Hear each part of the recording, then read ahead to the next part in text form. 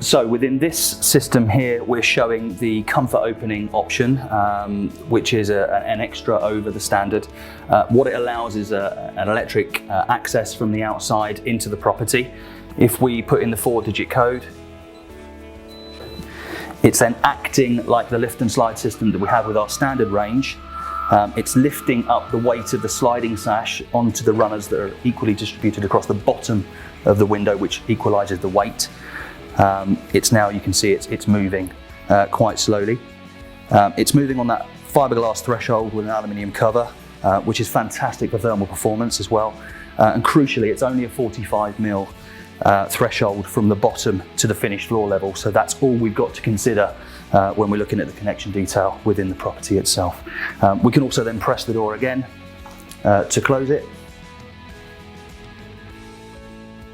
And we'll let that run for a moment.